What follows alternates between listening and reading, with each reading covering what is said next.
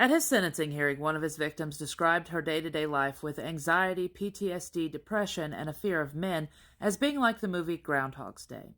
And now there's a potential that in less than 2 years, he could be back out in the community. This is 38-year-old Phillip Lewis, who currently resides in the Pine Bluff unit of the Arkansas Department of Corrections. In February of 2021, a woman reached out to the Centerton Police Department to report that her stepdaughters were being sexually abused by their stepfather, Phillip. For the purpose of this video, I'm going to refer to the girls as L and M. At this point in time, L was 15 and M was 14. Both girls were interviewed at the Children's Advocacy Center, and they both shared very similar stories about things that Phillip had done to them over the years. For L, this started in Cleveland, Oklahoma, when she was in 2nd grade, and there was an instance where Phillip was holding her legs while she was practicing tumbling and ended up touching her vagina area and putting his face there.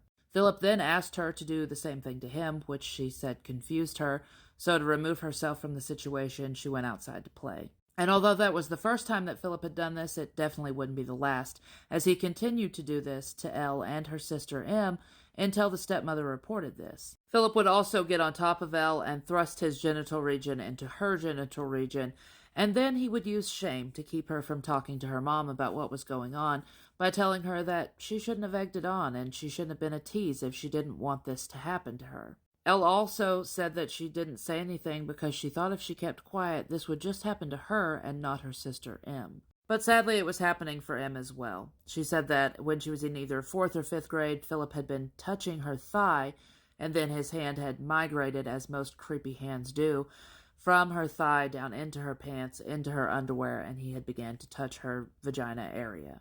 Phillip then tried to lie and say that he thought he was just touching her thigh, but he had to work to put his hand down in her pants and underwear, so she knew that was a lie. M also told investigators that she didn't like to be alone with Phillip because he was always trying to touch her butt and kiss her. And Phillip didn't just do these things to Elle and M, he was also targeting one of Elle's friends when she would come over. He would try to touch her butt and slap her on the butt. And there had been one instance where the friend was super upset and crying to Elle about this. Detectives used this information to get a warrant for Phillip's arrest for sexual assault. And on November 16th of 2021, he took a guilty plea for 20 years in the Arkansas Department of Corrections. But sadly, 20 years never means 20 years. 20 years means that they'll get good time and they'll have the option to parole out way before 20 years has been served. And for Phillip, that means that he'll have the ability to go before the parole board in March of 2025. Which is why I was asked to make this video.